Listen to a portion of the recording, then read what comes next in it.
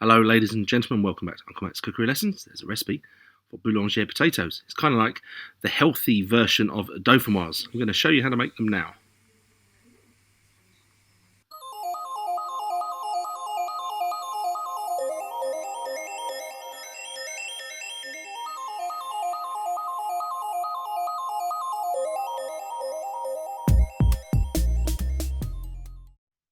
So we can see the ingredients lined up there. For the boulangère, we need the onions and the potatoes and the stock and a bit of thyme.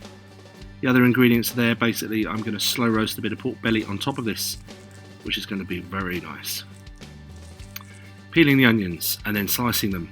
So the boulangère thing, it's sort of a baker's, and when they turn off their baking ovens for the day, the local housewives would arrive with their casserole dishes filled up with their sliced onions and potatoes, bit of lamb perhaps, and they would use his oven to bake it off. I'm slicing the onions with the grain. I think it makes it much nicer, and I'm taking care to get them to a certain size, and then I'm sticking with that size. And that's also the same for the potatoes. Well, when you see me do the potatoes in a minute, I'm using a slicing contraption here. It's a Japanese finger slicer, or aka a Japanese mandolin. These are notorious in kitchens, and stock up well on your blue plasters. Don't be careless with this thing. But if you don't have one, just slice them reasonably thin. Don't have to be as thin as that. That's a couple of millimeters. But just stick to that size because you want them to cook evenly. I'm slicing mine into a bowl of cold water. I got to the point there where that's when you need the guard. Let's protect those fingertips. I have cut myself one of these, and yet it really hurts.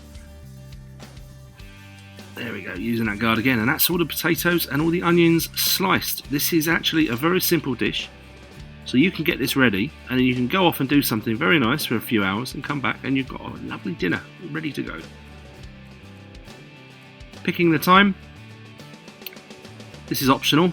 I think it's wonderful, my second favourite herb after parsley. Parsley would be nice, but I think in this case, with slow cooking, I like a more hardy herb.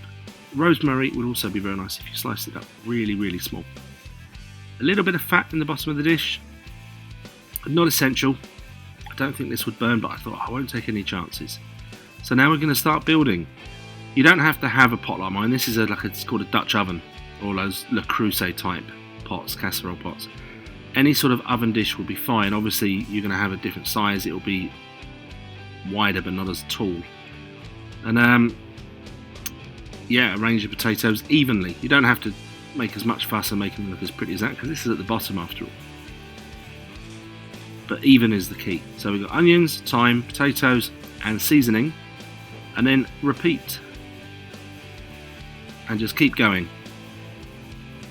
As you're building, if you're looking down and you think, looks like I've got more onion than I've got potato or what have you, start being a bit more generous with whichever one you've got more of.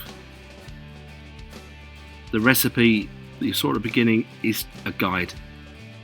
It really isn't exact, if you like. I just carried on going and it turned out to be just right. But on another occasion, I needed to quickly go and grab another onion or another bit of potato and slice it up. It's no problem. So just keep building, building, building. Try not to notice my bald patch.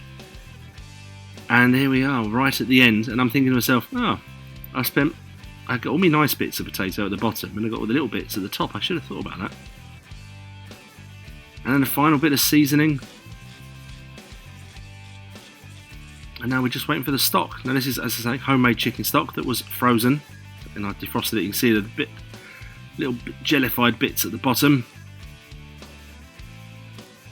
That was about 1 pint. And there we go, there's that bit of pork belly. I've studded that with the bits of garlic and rosemary that you saw on the board at the beginning in the oven. And that's it. Get your coat. It's a winter's day or whatever. You can go off for a nice long walk with your dog or something. So after a few hours, you can see it's pretty much ready. The potatoes are. The pork isn't. But there's a lot of liquid still in there. So I want to pop that back in the oven. Without the pork, I'm going to cook them separately from now. And that is 1 hour later. And there we have an absolutely stunning dish. Doesn't it look absolutely divine?